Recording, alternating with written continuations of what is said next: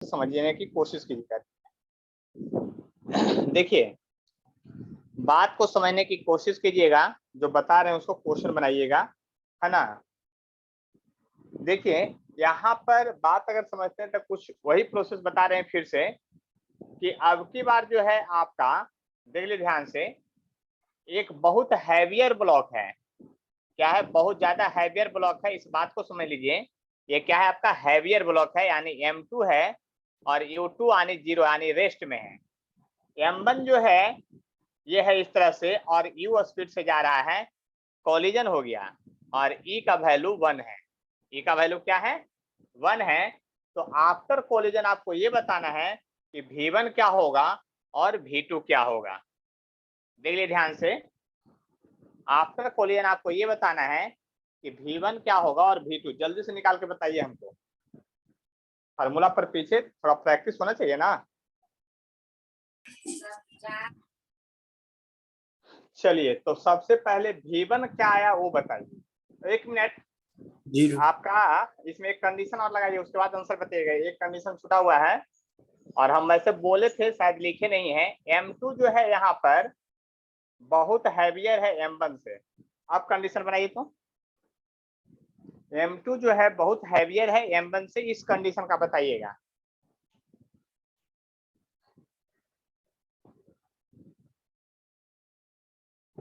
देखिए, यहाँ पर जो V1 आएगा वो -U आएगा, और V2 आएगा जो लगभग 0 होगा। देख लीजिए ध्यान से, बोलिएगा तो हम प्रूफ भी कर देंगे, लेकिन आप फार्मूला रख के निकालिएगा तो यही आंसर आएगा। यानी कि एक बात समझ जाइए, जब हैवियर बॉडी होगा, उससे कोई लाइटर बॉडी टकराएगा और कोलिजन परफेक्टली इलास्टिक होगा कि ऑब्जेक्ट जिस वेलोसिटी से जाएगा उसी वेलोसिटी से रिटर्न करेगा। इस कंसेप्ट को ध्यान से याद रखने पड़ेगा। क्या हम बोले जो समझ में आ गया? जब हैवियर बॉडी होगा और हैवियर बॉडी से जाके कोई लाइटर बॉडी टकराएगा, तो जिस स्पीड से जाएगा उसी स्पीड से लौट जाएगा। याद कीजिए, ये काम आप बचपन से बहुत बार किए हैं। गेंद उठा करके दीवार पर फेंकते हैं, दीवार पर जैसे ही फेंकते हैं जितना स्पीड से, उतना ही स्पीड से रिटर्न बैक होता है। ज्यादा स्पीड से फेंकते हैं तो ज्यादा स्पीड से रिटर्न बैक होता है। यानी कि बात समझने की कोशिश कीजिए, हम क्या कहना चाह रहे हैं। जो आएगा समझ में, कि जितना स्पीड से फेंकेंगे उतना ही, क्योंकि दीवार जो है बहुत हैवियर बॉडी है और उसके सामने गेंद जो है बहुत लाइटर बॉडी है। तो आप समझ सकते हैं बात को हम क्या कहना चाह रहे थे। जो ठीक है, तो इस तरह का कंडीशन आपको लर्न करना है।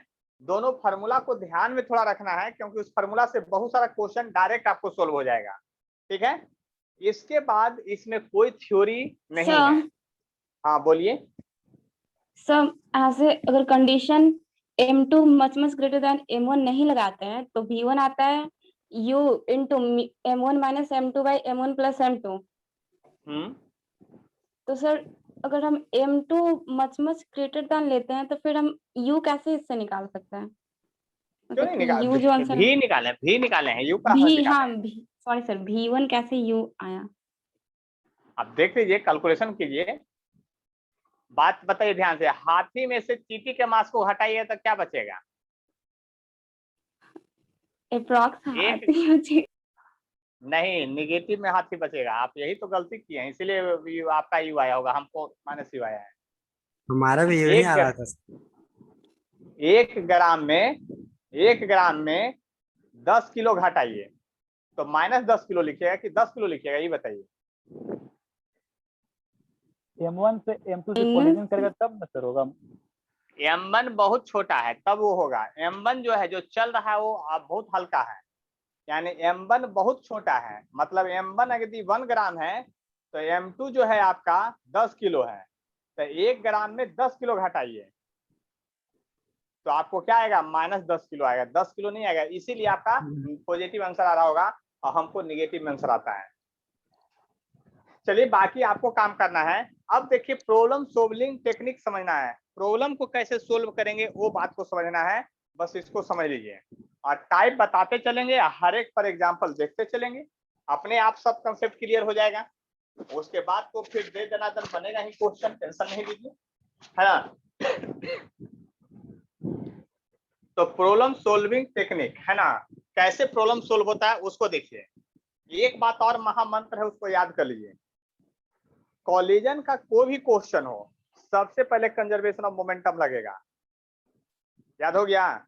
लिखेंगे नहीं कॉपी पर, ये सब बुक में लिखा हुआ नहीं मिलेगा, एक्सपीरियंस से पता चलता है और हम अपना एक्सपीरियंस आपको बता रहे हैं।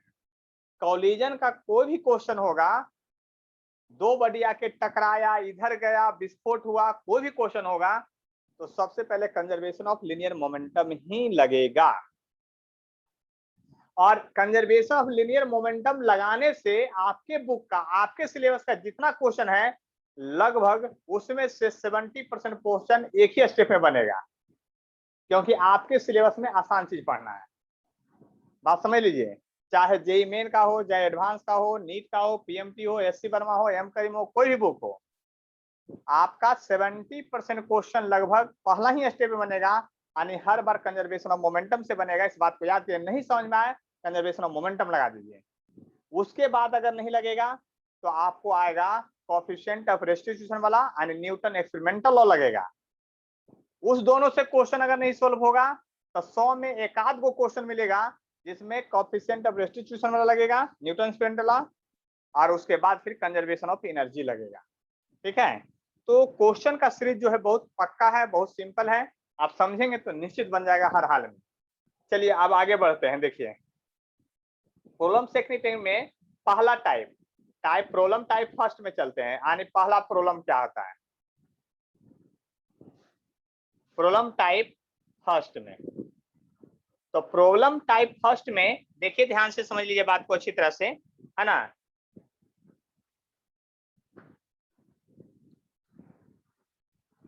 है ना,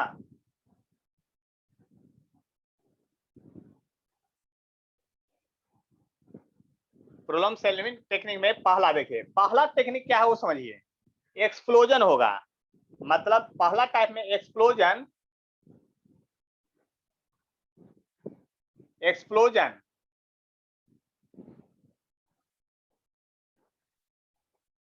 explosion of a body into two part. पहला टाइप में explosion of body into two part है, यानी कोई एक बॉडी है जो विस्फोट करके दो बॉडी में विभक्त हो जाएगा, दो पार्ट में टूट जाएगा, मात्र दो ही पार्ट में। याद कर लीजिए। तो उस केस में जैसे पहले कोई बॉडी रेस्ट में है, ध्यान से समझिएगा, इसका तुरंत आप ही को क्वेश्चन मिलेगा। अब बनाने के लिए तैयार, ये थ्योरी है, ये भी थ्योरी का पार्ट पढ़ा रहे हैं। आप समझ लीजिए कि एक कोई बॉडी पहले रेस्ट में है जिसका मास कुछ भी दिया रहता है, अपने से इसके इंटरनल फोर्स के कारण, इंटरनल के कारण ये विस्फोट कर गया। अब विस्फोट करने के बाद मात्र दो पीस में डिवाइड हुआ। तो मान लिया कि दोनों पीस में जब डिवाइड हुआ तो इसका अब अगला फिगर बना रहे हैं। अब डिवाइड होगा तो दोनों छोटा छोटा पार्टिकल बनेगा, है ना। तो एक इधर चलेगा तो एक कहीं और चलेगा, जिधर मन चले उधर। तो ये मान लिया कि V1 है, ये V2 है, इसका मास M1 है तो इसका मास M2 है। तो अब इसमें क्या करना है, सिर्फ कंजर्वेशन ऑफ मोमेंटम लगेगा। By conservation of momentum, by conservation of momentum यानी लीनियर मोमेंटम। कौन मोमेंटम? Linear momentum. बात को ध्यान समझिएगा, समझने की कोशिश कीजिए कि क्वेश्चन हम लोग बनाते आखिर कैसे हैं। फटाफट क्वेश्चन बनाने का यही सब टेक्निक है जिसको आपको यूज करना है। तो देखिए, आप P फाइनल या P initial equal to P final लिखिएगा। जरा गौर कीजिएगा, इनिशियल में कौन मोमेंटम लिखे और फाइनल में कौन मोमेंटम, जो आप लोग बताइए, बोलिए जल्दी से। आप लोग दिमाग लगाइएगा तभी काम बनेगा। हमारे पास तो आंसर याद रहता है सबका। आप सोच लीजिए आपको क्या करना है।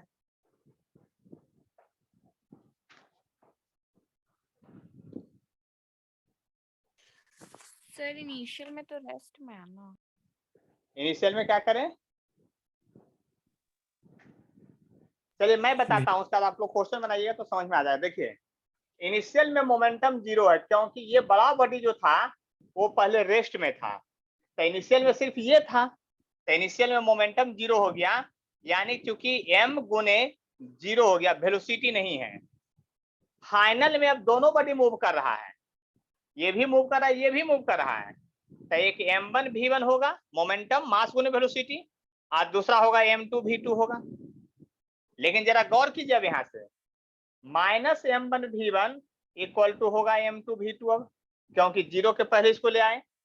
तो यहाँ से ये पता चल रहा है कि यहाँ जो होगा P1 बराबर P2 है, मोमेंटम दोनों का सेम आया लेकिन डायरेक्शन अपोजिट आया है। देख लीजिए ध्यान से, यानी कि दोनों बॉडी हर हाल में अपोजिट में मूव करेगा। यानी एक बॉडी कोई विस्फोट करेगा दो पार्टिकल में, तो एक अगर ईस्ट में जाएगा तो दूसरा वेस्ट में जाएगा। एकदम कंडीशन फिक्स हो गया, याद कर लीजिए। क्या याद करना है कि दो में टूटेगा तो दोनों हर हाल में अपोजिट डायरेक्शन में जाएगा और दोनों का मोमेंटम भी सेम होगा, यानी P1 बराबर -P2 होगा। इनिशियल फाइनल नहीं है, ये इस बॉडी का मोमेंटम है, ये इस बॉडी का मोमेंटम है, दोनों का मोमेंटम हर हाल में इक्वल होगा और अपोजिट डायरेक्शन में जाएगा। इस बात को एकदम 100% लर्न कर लीजिए, छोड़िएगा नहीं इसको। और तब इतना देखने के बाद थ्योरी मत उतारिए, लेकिन SC वर्मा का पेज नंबर 160 निकालिए और क्वेश्चन नंबर जो है 16 बनाइए जल्दी से, फास्ट में एकदम। क्वेश्चन नंबर 16 इसी टाइप पर प्रॉब्लम है। क्वेश्चन नंबर 16 हम भी समझने की कोशिश करते हैं, है ना।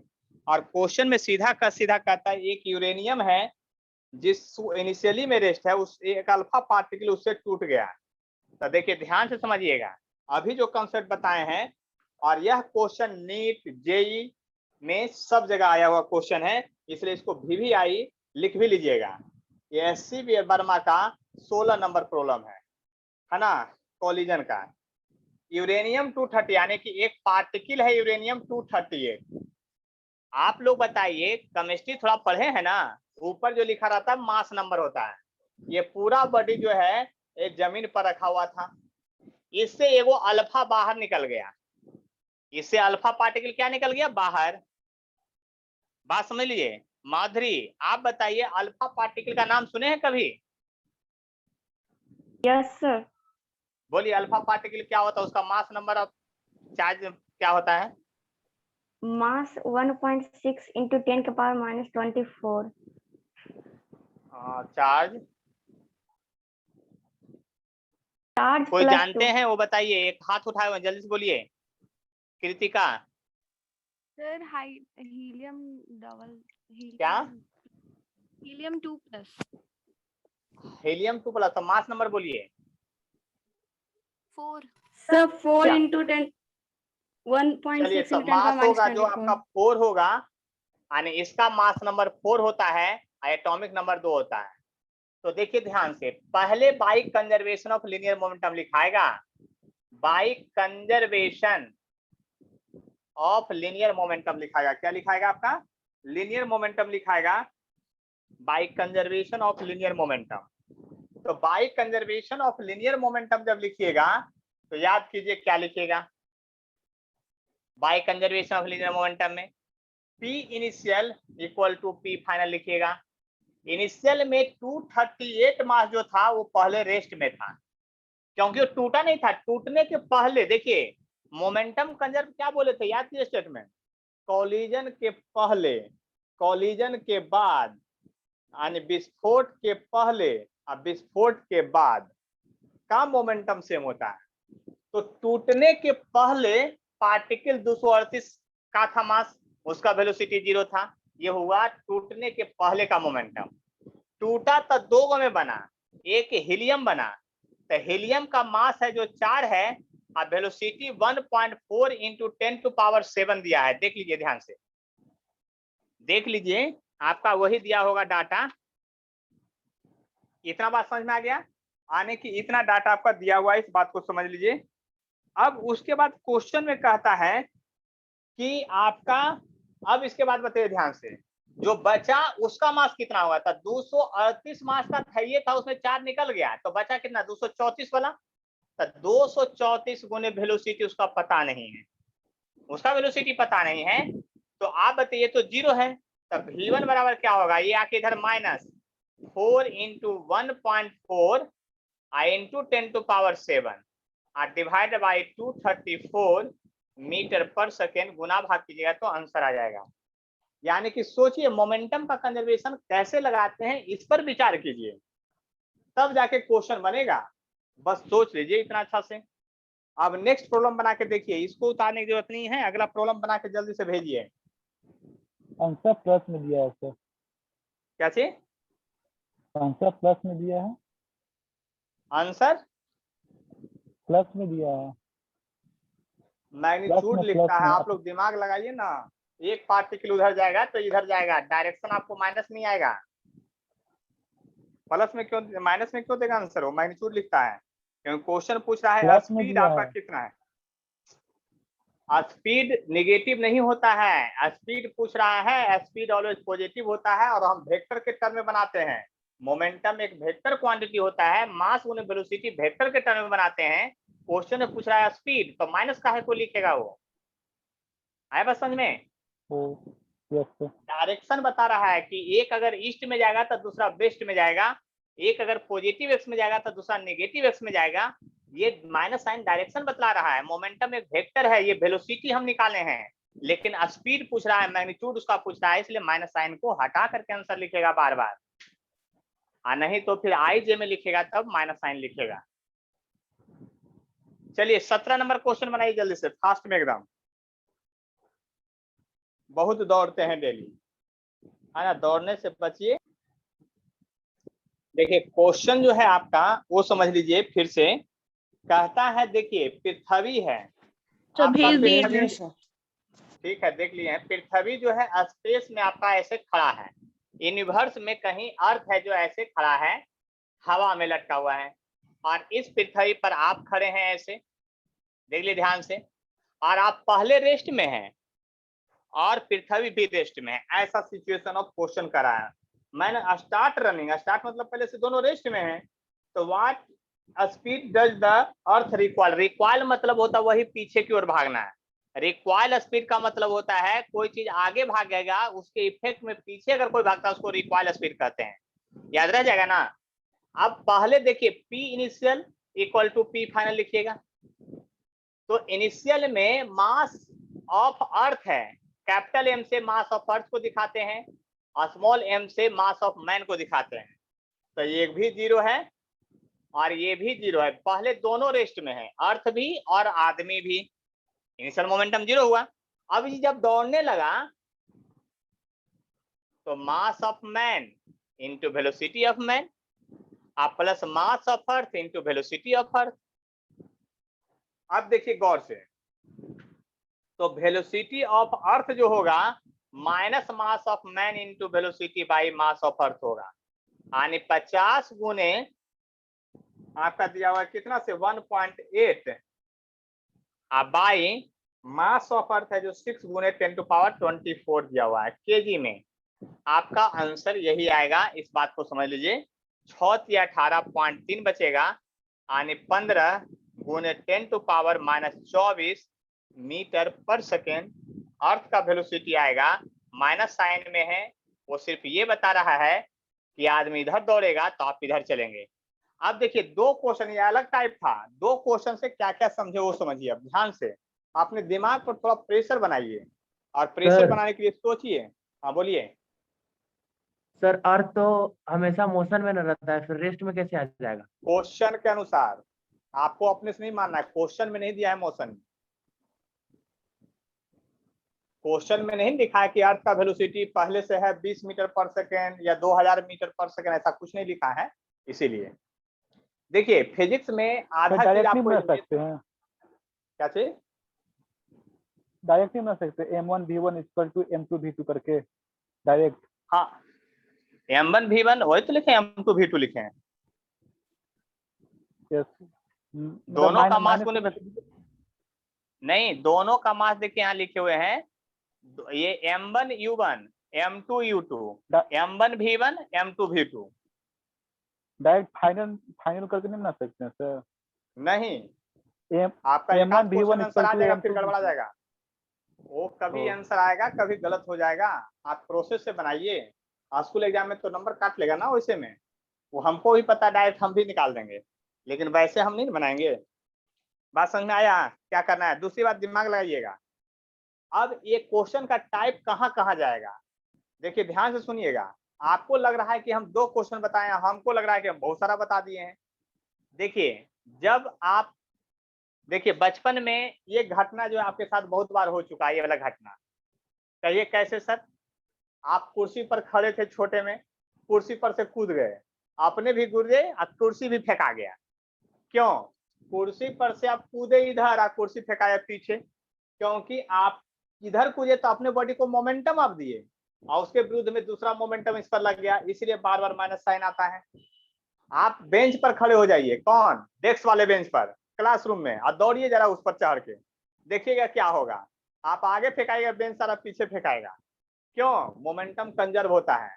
और बेंच जो पीछे फेंकाया उसको कहते हैं रिक्वायर्ड वेलोसिटी, और स्पीड पूछेगा तब माइनस साइन हटा के लिख देना है। दूसरी बात, ये क्वेश्चन यहाँ पर भी लगेगा जो यहाँ वाला क्वेश्चन था, और देखिए कहाँ लगेगा। क्वेश्चन में कहेगा एक प्लेट रखा हुआ है, उस पर आप दौड़ रहे हैं, जब प्लेट पर आप दौड़ रहे हैं तो वो भी पीछे दौड़ेगा। यानी कि आप समझ लीजिए कि कहाँ का बोट है, नाव है, पानी में खड़ा है, आप उस पर खड़े हैं एक कॉर्नर पर, एक कॉर्नर से पैदल चलना शुरुआत किए, दूसरे कॉर्नर पर पहुंच जाइए, तब बोट भी पीछे की ओर भागने लगेगा। सब कंजर्वेशन ऑफ मोमेंटम का खेल है, और इस बात को ध्यान से समझ लीजिए। और इस खेल में एक्सटर्नल फोर्स नहीं लग रहा है, इंटरनल फोर्स के चलते वर्क हो रहा है। तो ये था दो पार्टिकल के कोलिजन के बाद क्वेश्चन किस तरह से बनता है, उसको हम लोग समझ रहे थे। अब एक बॉडी जो है दो से ज्यादा तीन पार्टिकल में डिवाइडेड होगा तो क्या होगा। तो बात समझने की कोशिश कीजिएगा। यानी अगला जो कंसेप्ट हम बताने जा रहे हैं, थ्योरी जो बताने जा रहे हैं, उसमें क्या है। देखिए अगर बोलिएगा तो सर आपका कोलिजन कर्व खत्म होगा तो कोलिजन समाप्त हो गया है। आप बोलिएगा सर प्रॉब्लम कब सीखेंगे, तो जब तक आप मेहनत नहीं करेंगे, है ना, सोचेंगे नहीं। ये सब थिंकिंग का चैप्टर है, इसमें सोचना ज्यादा होता है। देखिए गौर से समझने की अगर कोशिश करते हैं तो हमें नहीं लगता कि आपको कोई फर्क पड़ने वाला है। देखिए हम बता रहे हैं कि एक बॉडी जो है आपका तीन पार्टिकल में डिवाइड हो गया, यानी बॉम्ब या particle divided into three piece. A body divided into three part. कितना पार्ट? थ्री पार्ट में डिवाइडेड हो गया। तब की बात करते हैं, एक बॉडी जो है आपका तीन पार्ट में डिवाइड हो जाएगा तो क्या करेंगे। तो देखिए ध्यान से समझिएगा, आपके सिलेबस में क्वेश्चन फिक्स होता है, जेई एडवांस लेवल तक फिक्स होता है, बस इतना ही सोच लीजिए। अब इसमें क्या है, इसमें तीन पार्ट में डिवाइड किया तो हर हाल में ये थ्री पीस में डिवाइड किया, तो आपको क्वेश्चन में कहेगा इसके बदले कि पहले से ये बॉडी रेस्ट में था जिसका मास हो, इसका वेलोसिटी नहीं है। अब तीन पार्ट में डिवाइड किया तो क्वेश्चन में कहेगा कि दो गो पार्टिकल है ना जो परपेंडिकुलर फ्लाई कर गया, दो गो पार्टिकल एक दूसरे के 90 डिग्री बना के फ्लाई कर गया, तो तीसरा पार्टिकल किधर जाएगा ये पूछेगा आपसे। या दो पार्टिकल 60 डिग्री पर फ्लाई कर गया तो तीसरा पार्टिकल किधर जाएगा, तो ये सोचेगा। तो यहाँ पर बिना आई जे कैप लगाए हुए क्वेश्चन नहीं बनेगा। जैसे मान लिया जाए कि इसका जो पार्टिकल था m, वो डिवाइडेड हो गया तीन पीस में, m1, m2 और m3 पीस में। तो मान लिया कि एक पार्टिकल इधर गया m1 v1 वेलोसिटी के साथ, ये गया m2 v2 वेलोसिटी के साथ, और तीसरा पार्टिकल के बारे में पता नहीं कि उसका वेलोसिटी हुआ कितना, नहीं पता है, तो उसको मान लीजिए कि v है। अब देखिए या v3 मान लीजिए। अब कंजर्वेशन ऑफ मोमेंटम लगे तो क्या कीजिएगा, देखिए ध्यान से लिखिएगा फिर से, by conservation of momentum, by conservation of momentum फिर से लिखिएगा। लेकिन अब की बार वैसे मत लिखिएगा जैसे पहले लिखे थे, लिखेंगे यहां तक वही P initial equal to P final. Initial में तो रेस्ट में है तब मास बड़ा था, इनटू जीरो वेलोसिटी था, फाइनल में तीन वो पार्टिकल मूव कर रहा है। अब ये एक्स में मूव कर रहा है तो आपको लिखना पड़ेगा m1 v1 i कैप, ये बाई में मूव कर रहा है तो लिखना पड़ेगा m2 v2 j कैप। ये किधर गया मेरे को पता ही नहीं है तो लिखेंगे m3 और v3 वेक्टर, ऐसे उस वेक्टर के बारे में नहीं पता है कि किधर गया है।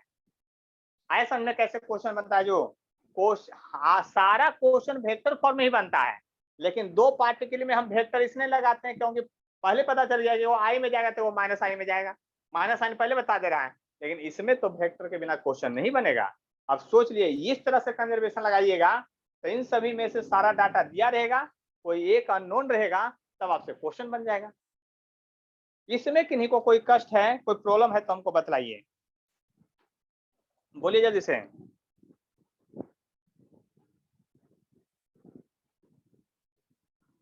नहीं बोलेंगे, किन्हीं को करने। तब पेज नंबर 161 एससी वर्मा का 22 नंबर प्रॉब्लम है, जो जल्दी से देखिए। पेज नंबर 161 और क्वेश्चन नंबर एससी वर्मा का 22 नंबर। यहाँ से लिख लीजिएगा थ्योरी, है ना। ये थ्योरी जो बोर्ड पर लिखा हुआ है इसको बाद में आप लिख लेंगे, इसकी अभी जरूरत आपको बिल्कुल नहीं है ना। ये तो थ्योरी का पार्ट था, ये जरूर लिख लीजिएगा बाद में। और क्वेश्चन अभी पहले बना लीजिए हम क्या कहें जो, क्योंकि क्वेश्चन में तो सब कुछ छुपा हुआ है, बस इतना ही याद कर लीजिए।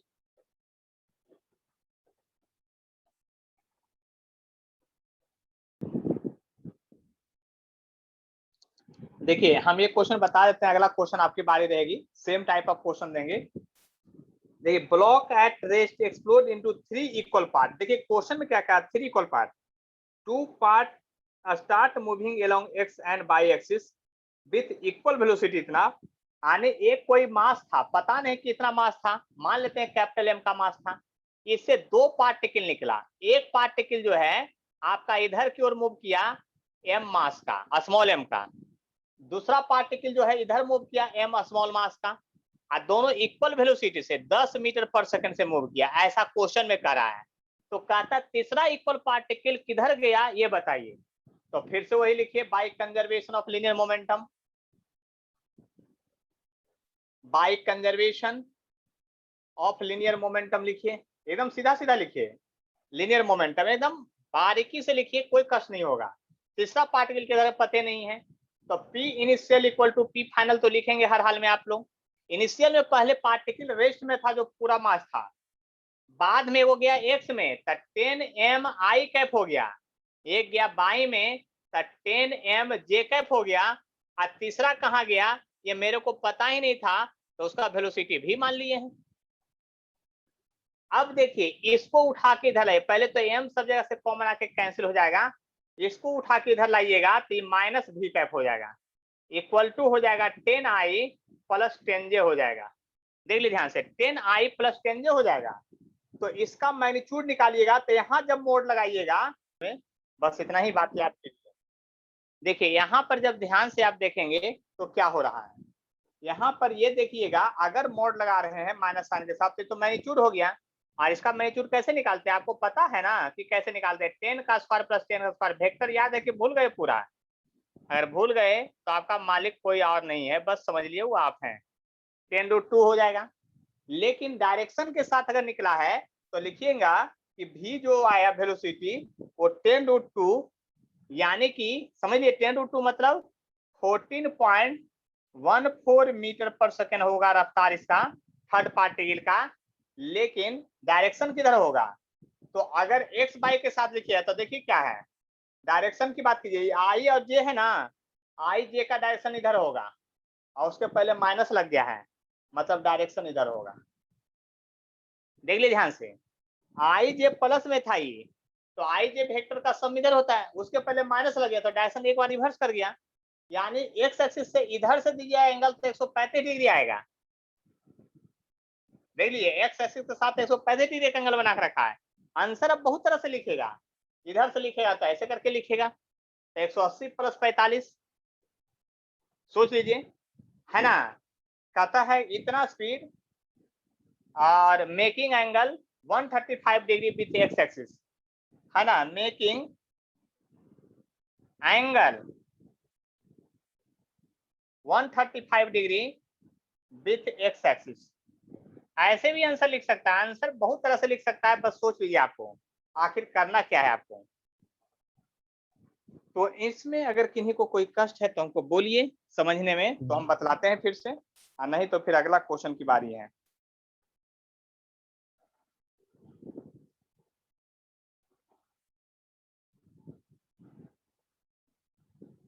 देख लीजिए ध्यान से, एंगल देखिए ना, अभी पता है ना वेक्टर मेथड से निकाले हैं, आई प्लस जे का वेक्टर सम किधर जाएगा, जब मैग्नीट्यूड सेम है 10i 10j का मैग्नीट्यूड बीचों बीच 45 डिग्री पर पार करेगा, और माइनस साइन उसके पहले लगा हुआ वेक्टर में, इसका मतलब उसका जस्ट उल्टा यानी थर्ड क्वाड्रेंट में चला गया। तो इधर से जोड़िएगा तो 90 प्लस 45 135 डिग्री होगा, इधर से जोड़िएगा तो 180 प्लस 45, सोच लीजिए कि कितना होगा, 225 डिग्री। और कोई परेशानी है तो बोलिए, देख लीजिए। और परेशानी नहीं है तो क्वेश्चन फिर आपके लिए प्रेजेंट है, टेंशन मत लीजिए। आपको लिए क्वेश्चन हम छोड़ दे रहे हैं, 18 नंबर क्वेश्चन सेम है उसी के जैसा, उसको बनाना है, ठीक है।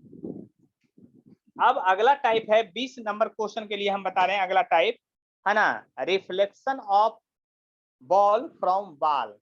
ये आपका थ्योरी का पार्ट है, reflection of ball from wall. तो उसको देखते हैं, reflection of ball from wall किस तरह से क्वेश्चन बनेगा। जो एकदम बात को समझने की कोशिश कीजिएगा तो आपका कोई कष्ट नहीं होगा, बस इतना ही याद रखिए।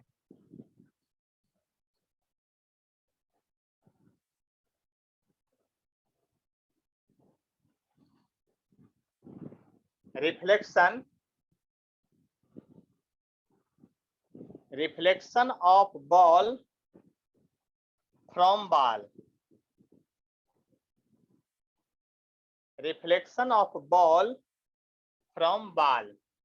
ये बात समझ लीजिए अच्छी तरह से कि आखिर क्या होगा।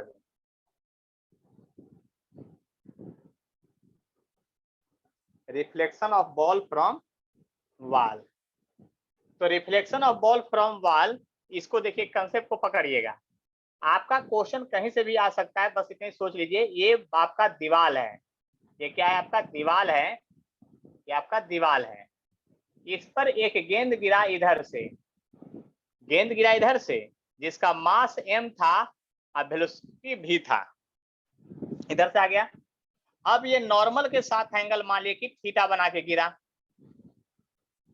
चूंकि दीवार से नॉर्मल खींचेगा इधर तो रिफ्लेक्ट बैक भी करेगा ये उतना ही एंगल से। ये बात याद कर लीजिए, थीटा एंगल से। इसका भी मास m होगा, वेलोसिटी v होगा। अभी ना पढ़े थे, हाथी से जब चींटी टकराएगा तो हाथी के चाल पर तो कोई फर्क नहीं पड़ा, हाथी रेस्ट में तो रेस्ट में रह जाएगा, लेकिन चींटी उसी वेलोसिटी से रिटर्न करेगा। अभी ना पढ़े थे, देख लीजिए, m भी उसी से, देख लीजिए। अभी अब हम लोग पढ़े थे कि हैवियर बॉडी से कोई बॉडी लाइटर जाकर टकराता है तो उसी रफ्तार से लौट आता है, तो जितना से टकराएगा उतना ही से लौटेगा। ये बात पहले समझ लीजिए।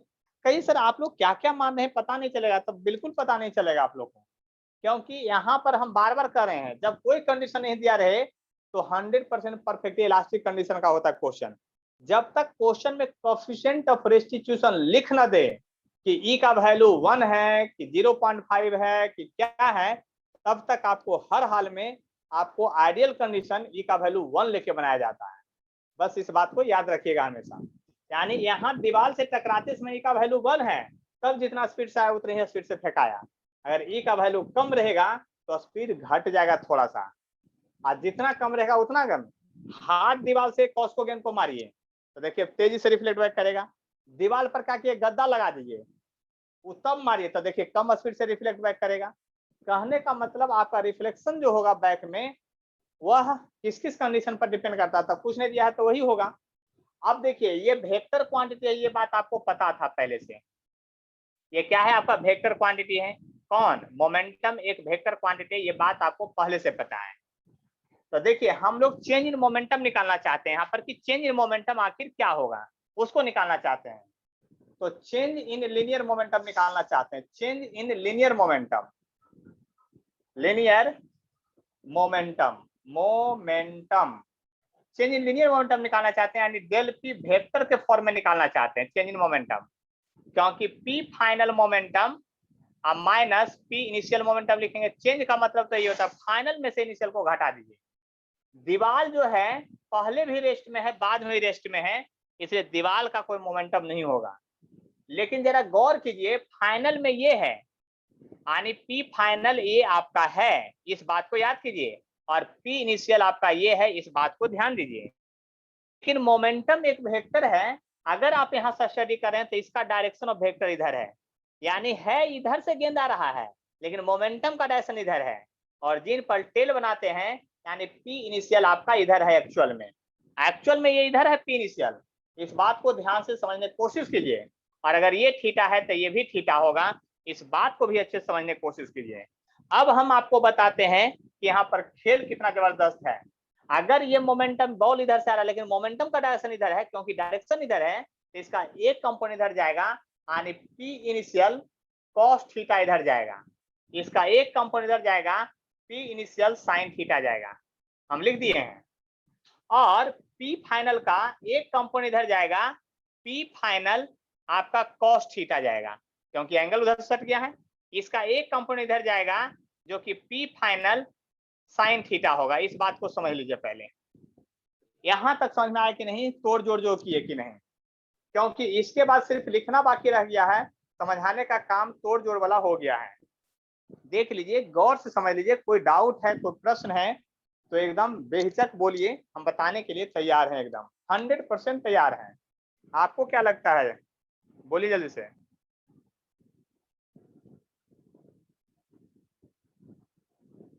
किन्हीं को कुछ पूछना है तो बोलिए, नहीं तो हम आगे बढ़ेंगे। चलिए अब आगे बढ़ते हैं। देखिए फाइनल में जो मोमेंटम है, फाइनल में मोमेंटम एक ये है और एक ये है। यह वेक्टर पॉजिटिव एक्स में है, देख लीजिए पॉजिटिव एक्स में है, देख लीजिए। तो पी फाइनल, फाइनल का मोमेंटम तो एम भी है, तो एम भी कॉस थीटा आई कैप, ये निगेटिव में है। पी फाइनल साइन थीटा नीचे निगेटिव में है, माइनस एम भी साइन थीटा ये निगेटिव में है, जे में। याद कर लीजिए ऐसे है, एक आई में है तो एक जे में है निगेटिव में। माइनस साइन इनिशियल मोमेंटम को घटाइए, तो इनिशियल मोमेंटम को रेड से लिखे हुए हैं। ये कॉस थीटा का कंपोनेंट इधर है, और इधर अगर पॉजिटिव एक्स है तो इधर निगेटिव एक्स रहा होगा, तो माइनस एम भी कॉस थीटा आई कैप रहा होगा। इसका भी पी इनिशियल साइन थीटा नीचे ही है, यानी माइनस एम भी साइन थीटा जे कैप रहा होगा। देख लीजिए लिखने का स्टाइल देखिए, वेक्टर है पूरा, इसको ऐसे बनाइएगा तो क्वेश्चन यहाँ नहीं लग पाएगा आपसे। बस समझ लीजिए एक एक पॉइंट पर। कभी देखिए आप लोग क्या कीजिए ना, डायरेक्ट बनाइएगा, अपने मन से इधर से उधर कीजिएगा, तो कभी आंसर आएगा कभी नहीं आएगा। हमने कहा कंसेप्ट को पकड़ लीजिए, आंसर हर बार आएगा। फास्ट मत अभी भागिए, पहली बार पढ़ रहे हैं, फास्ट भागने के लिए अभी 4-5 बार पढ़ना पड़ेगा, तब जाके फास्ट भागिएगा। तो ये हुआ चेंज इन मोमेंटम। अब जरा गुना भाग आपका ठीक हो तो जरा गौर कीजिए, ये माइनस माइनस प्लस हो जाएगा, ये भी माइनस माइनस प्लस हो जाएगा, तो एम भी साइन थीटा इधर माइनस बच जाएगा, इधर प्लस हो जाएगा, वो कैंसिल हो जाएगा, और चेंज इन मोमेंटम जो आ जाएगा आपका, वो देख लीजिए ध्यान से क्या होगा, 2 भी cos थीटा आई कैप। देख लीजिए चेंज इन मोमेंटम आपका 2 भी cos थीटा आई कैप आ गया। यानी मैग्नीट्यूड की बात कीजिए चेंज इन मोमेंटम का, चेंज इन मोमेंटम मैग्नीट्यूड की बात कीजिए डीपी बराबर, तो 2 भी cos थीटा आ जाएगा। देख लिए ध्यान से, जब 2 भी cos थीटा आया मैग्नीट्यूड की बात किए। और याद रखना है आज के बाद याद रखना है हर हाल में। क्या याद रखना है, ये सुन लीजिए, आज के बाद हर हाल में याद रखना है कि दीवार से जब कोई गेंद टकराएगा, हैवियर बॉडी से कोई गेंद टकराएगा, तो हर हाल में चेंज इन मोमेंटम का जो डायरेक्शन होगा उस दीवार पर 90 डिग्री का एंगल बना के निकलेगा, नॉर्मल की तरफ होगा। आई कैप आया है, देख लिया आंसर, आई कैप आया है, देख लीजिए नॉर्मल की तरफ होगा। इस बात को ध्यान दीजिएगा, इसका यूज मॉडर्न में भी होगा, आगे 12th वाले चैप्टर मॉडर्न में भी कॉलिजन वहां भी यूज आता है। और ये सब बात आपको समझना पड़ेगा, याद रखना पड़ेगा, तब बात समझ में आएगा कि चेंज इन मोमेंटम का डायरेक्शन किधर होता है। जो तो चेंज इन मोमेंटम का डायरेक्शन दीवार से परपेंडिकुलर होता है, 2 भी cos थीटा होता है, याद कीजिए, लेकिन थीटा नॉर्मल के साथ होना चाहिए। एग्जाम में कंफ्यूज करने के लिए क्या देता है, थीटा कभी दीवार से दे देता है, तो दीवार से अगर 30 डिग्री दिया तो इधर से 60 डिग्री हो जाएगा। वो आपको कॉमन सेंस लगाना पड़ेगा, ऐसे काम नहीं बनेगा। बस समझ लीजिए हर एक पॉइंट को समझने की जरूरत है, और जब तक समझेंगे नहीं तब तक क्वेश्चन आपसे हिलेगा नहीं, कभी आएगा आंसर कभी नहीं आएगा। अब देखिए, अब इसके बाद फोर्स की बात करते हैं। फोर्स का फॉर्मूला हम लोग पढ़ते थे पहले, कभी पढ़े हैं, फोर्स बराबर rate of change in momentum by time. याद कीजिए dp by dt, rate of change of momentum by time. यानी फोर्स जो लगेगा उस बात को अगर ध्यान से समझिएगा, तब फोर्स का फॉर्मूला ये है जो हम इधर लिख रहे हैं। यानी फोर्स का फॉर्मूला हुआ, जो देख लीजिए गौर से कितना हुआ, 2mv cos theta by time हो गया, ये फोर्स का फॉर्मूला हुआ। इतना फोर्स लगेगा दीवार पर या दीवार के द्वारा गेंद पर, दोनों। न्यूटन थर्ड लॉ लागू होगा क्योंकि कांटेक्ट है, जितना जोर से मारिएगा उतना ही जोर से वो भी मारेगा आपको। यानी दीवार पर जब गेंद टकराया तो दीवार पर फोर्स लगेगा 2mv cos थीटा बटा टाइम।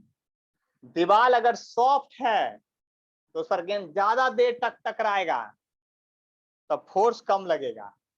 दीवार अगर लचीला है, आने की आप देखिए हार्ड दीवार पर गेंद को पटकिएगा तो तुरंत गेंद रिटर्न हो जाएगा मोमेंटम ज्यादा लेकर के।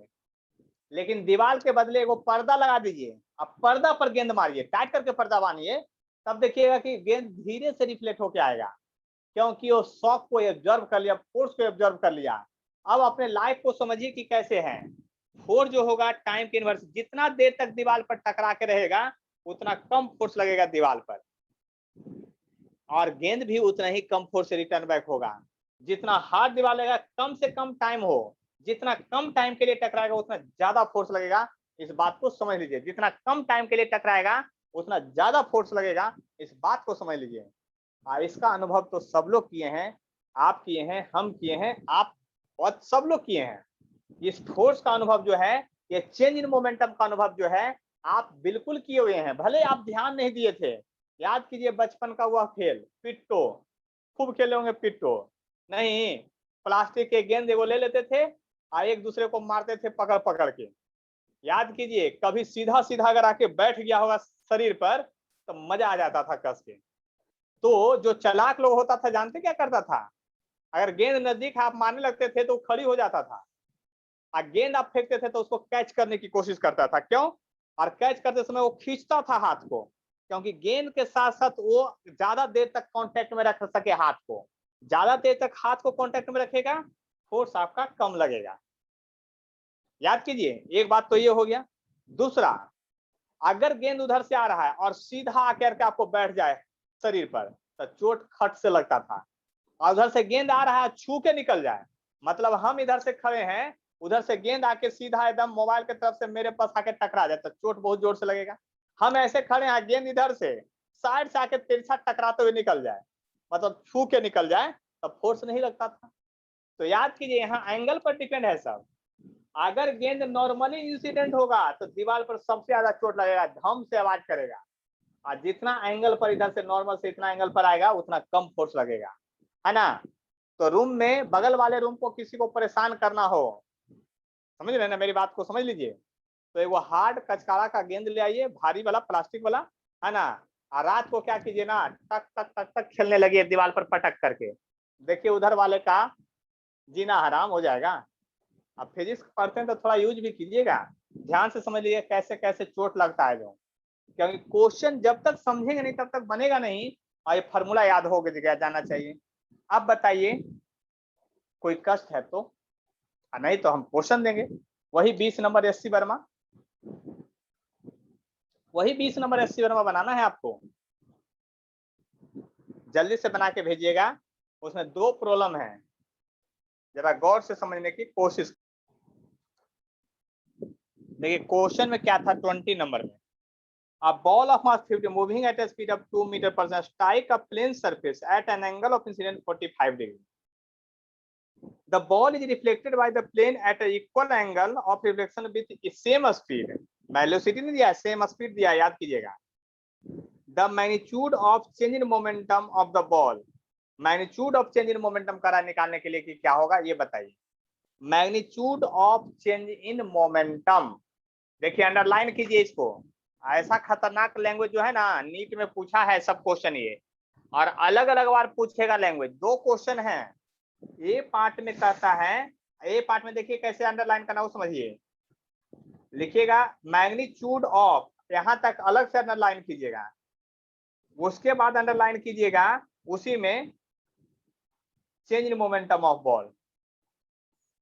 जबकि सेकेंड टाइम में जो है बी नंबर में चेंज इन मैग्नीट्यूड तक एक साथ आपको होगा अंडरलाइन, और मोमेंटम ऑफ बॉल एक साथ अंडरलाइन होगा। यानी पहला क्वेश्चन में कहता है कि मैग्नीट्यूड बतलाइए, कब? जब मोमेंटम में चेंज हो जाए तब। मैग्नीट्यूड बतलाइए जब मोमेंटम में चेंज हो जाए तब। तब मोमेंटम में चेंज का तो फॉर्मूला ये है। इसका मैग्नीट्यूड बताइए, मतलब ये लिखिए, यानी कि चेंज इन मोमेंटम जब हो जाए तो उसका मैग्नीट्यूड बतलाइए। तो 2mv cos थीटा होता है, यानी 2 इंटू कितना है आपका, 2 इंटू 50 ग्राम, यानी 50 × 10⁻³ इंटू 2 और cos 45 1/√2। आपका आंसर आ गया। बी नंबर में क्या कहता है क्वेश्चन, वो समझिए। बी नंबर में क्वेश्चन की बात को पकड़िएगा। Change in the magnitude, change in the magnitude of the momentum, change in the magnitude of the momentum. तो मैग्नीट्यूड ऑफ मोमेंटम चेंज किया ही नहीं है। देखिए मोमेंटम चेंज किया है, मोमेंटम का मैग्नीट्यूड चेंज नहीं किया है। तो पहले भी mv है, बाद में भी mv है, इसलिए यहाँ कोई चेंज नहीं हुआ है, नो चेंज हुआ है। No change in the magnitude of momentum, no change in the change in magnitude of momentum. यानी कि बात को समझिए हम क्या कहना चाह रहे हैं। ये जानते हैं लैंग्वेज के फेर में फंस जाइएगा कॉम्पिटिटिव एग्जाम में। दोनों क्वेश्चन दोनों लैंग्वेज का मतलब एक ही जैसा होता है जब एग्जाम में पहली बार आप देखिएगा तो। इसलिए इस दोनों लैंग्वेज को इतना खतरनाक है, नीट जानते अलग अलग साल पूछा है। क्या पूछा है? तो 3 बार क्वेश्चन पूछा है आपका ये वाला, एक बार पूछा है ये वाला। जब ये वाला पूछा तो सब लोग आंसर इसी वाला मार दिया। सोच रहे हैं ना कितना खतरनाक लैंग्वेज है। आने की लैंग्वेज ही नहीं पता चल रहा है तो क्वेश्चन कैसे बनेगा, इस बात को समझने की कोशिश कीजिए। ठीक है, इसके बाद क्या है उसको समझिए। यानी कि हम लोग 2-3 टाइप पढ़ लिए हैं, अब 2-3 टाइप पढ़ लिए हैं, है ना। यानी कि रिफ्लेक्शन बॉल। अब है रिकॉइल स्पीड ऑफ गन। क्या है? रिकॉइल स्पीड ऑफ गन की बात करते हैं कि आखिर रिकॉइल स्पीड ऑफ गन क्या है उसको देखने की कोशिश करते हैं। ठीक है,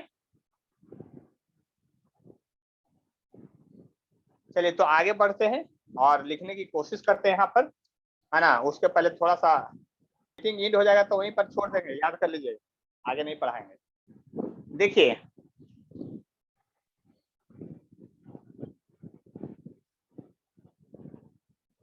recoil speed of gun, gun का रिक्वायल स्पीड ध्यान से देखिएगा। देखिए ये गन है, बंदूक है, बंदूक की नली में एक बुलेट फंसा हुआ है। याद कीजिए इसी तरह से, है ना।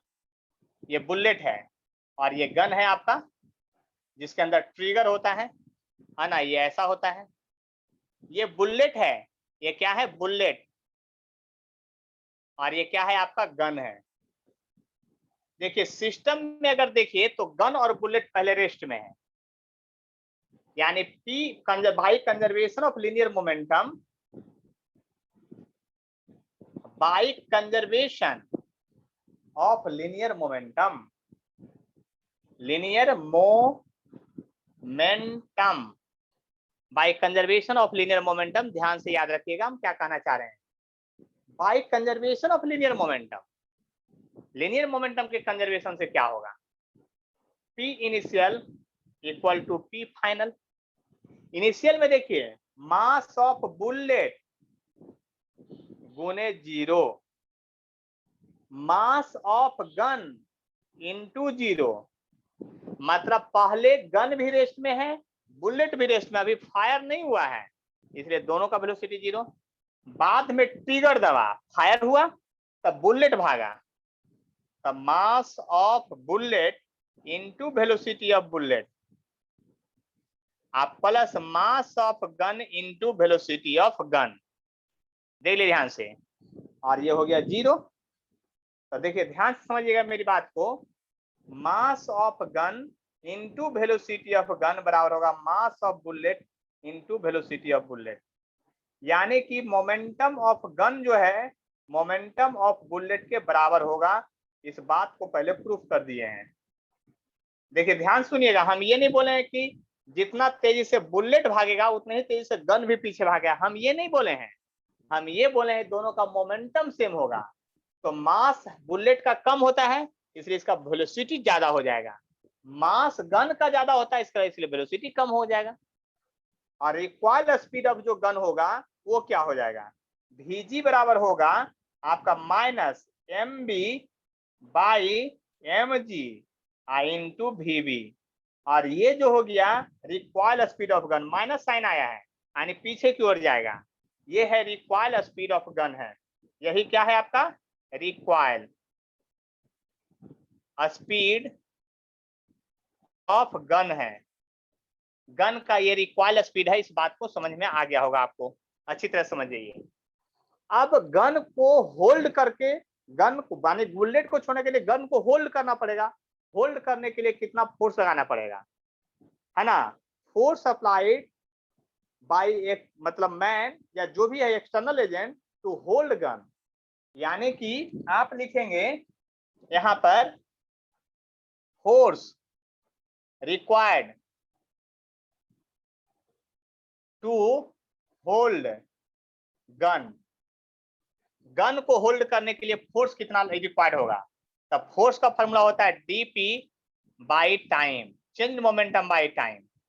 तो देखिए गन का जो मोमेंटम होगा चेंज वो बुलेट के मोमेंटम के बराबर होगा।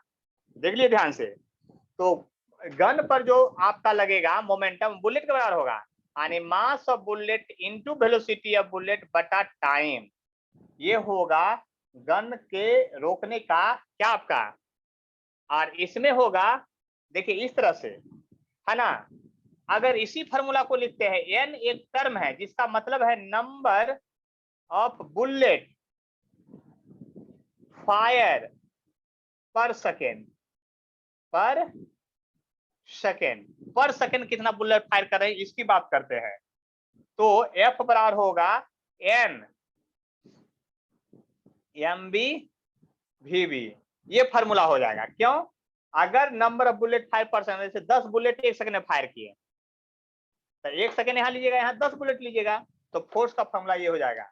ये बहुत इंपॉर्टेंट फार्मूला है, नीट जेईई सब में क्वेश्चन आ चुका है, याद कर लीजिए इसको ध्यान से। यानी force required to hold gun, या पूछेगा जो गन पकड़े हुए था गन पर रिक्वायर्ड फोर्स कितना लगा, कितना फोर्स पकड़ने में यूज किया गया, तो आप समझ लीजिए नंबर ऑफ बुलेट फायर पर सेकेंड ना मास of bullet into velocity of bullet से बनेगा। यानी पूछेगा फोर्स गन पर, लेकिन आपको क्वेश्चन में देगा मास बुलेट का, वेलोसिटी बुलेट का, नंबर ऑफ बुलेट फायर पर सेकेंड। क्यों, न्यूटन थर्ड लॉ के अनुसार एक्शन रिएक्शन जो हो रहा है। अब बताइए स्टेन गन, मशीन गन जिसमें नंबर ऑफ बुलेट फायर पर सेकेंड 100 से ज्यादा हो, अब बताइए उसको होल्ड करने के लिए कितना ताकतवर आदमी की जरूरत है। तो उस सबको छोड़ने के लिए देखिए सिनेमा में हम देखे होंगे, एक आपका उस पर छोड़ने के लिए क्या रहता है, एक आपका ट्राइपैड रहता है, उस पर वो होल्ड करके रखता है तब छोड़ता है, ऐसा नहीं कि हाथ में लेके छोड़ता है जल्दी। आए समझ में, तो बात को समझने की कोशिश कीजिए कि हम क्या कहना चाह रहे हैं आपसे। ये था रिक्वायर्ड स्पीड ऑफ गन, ठीक है। देख लीजिए थ्योरी, समझ लीजिए थ्योरी, है ना। किसी को कुछ पूछना है तो पूछ लीजिए, क्योंकि इसके बाद तो फिर क्वेश्चन की बारी है ना। इसके बाद फिर किसकी बारी है, क्वेश्चन की बारी है।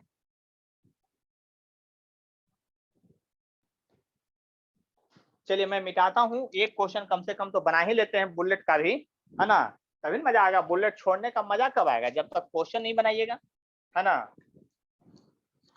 तो बात को समझने की कोशिश करते हैं तो ज्यादा कोई कष्ट नहीं होगा, ये हम भी समझते हैं, ठीक है। इसलिए बुलेट छोड़ दिए हैं तो क्वेश्चन भी बनाना पड़ेगा। चलिए क्वेश्चन आप लोग साथ साथ लिखते चलिएगा, तब आपको मजा आ जाएगा, है ना। क्वेश्चन है a machine gun fire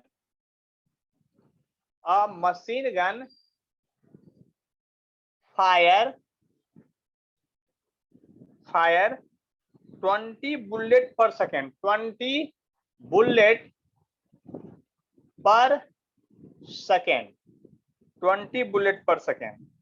if a speed of each bullet, if a speed and mass of each bullet are, आपका दिया हुआ है 100 मीटर पर सेकेंड and 100 ग्राम रिस्पेक्टिवली, ठीक है। Find force required to hold the gun, find force required to hold gun. Gun को पकड़ने के लिए आपको कितना फोर्स लगाना पड़ेगा, ये आपसे पूछा जा रहा है। बस इसी बात को समझ लीजिए अच्छी तरह से। और ये क्वेश्चन नीट में भी आया है, इस तरह का क्वेश्चन। सर आप 200 बताइए, न्यूटन। एकदम 2 न्यूटन है। जब फोर्स का फॉर्मूला डायरेक्टली लिखा हुआ है तो टेंशन क्या लेना है ना। 20 बुलेट पर सेकेंड, तक 20 हो गया एन के बदले। अब बुलेट का मास कितना है 100 ग्राम, 0.1, और स्पीड है 100। अब तो 1 0 हो गया, यानी 200 न्यूटन फोर्स आपको लगाना पड़ेगा बुलेट को पकड़ने, मतलब गन को होल्ड करने के लिए। बात समझ गए। तो इसका क्वेश्चन तो ये फार्मूला डिराइव कर दिए, तब फार्मूला पुटिंग क्वेश्चन हो गया, है ना। अभी आपको टाइप जो हमको बताना है प्रॉब्लम का, वो टाइप बताना है। जानते क्या क्या? ऑब्लिक कोलिजन, तिरछा वाला कोलिजन। पेंडुलम लटका हुआ रहेगा, उसमें बुलेट फायर कर देगा, वो क्वेश्चन। फिर स्प्रिंग के साथ ब्लॉक कोलिजन करेगा, वो क्वेश्चन, है ना। तो ये सब क्वेश्चन जो है अभी बाकी है। लेकिन होमवर्क जो है आपको एससी बनवा में आप एक साथी मतलब 16 नंबर से लेकर के लास्ट तक बना लीजिएगा, क्योंकि सब कुछ पढ़ा दिए हैं। अगले क्लास में क्वेश्चन बताएंगे हम, है ना। और बुक लेके ही बैठिएगा, क्वेश्चन जहां तक बन सके 50 तक, 60 तक, 70 तक उसको बना के रखना है, ठीक है। तो अब अगले क्लास में मिलते हैं। कल तो संडे है, कल कोई मिलन नहीं होगा।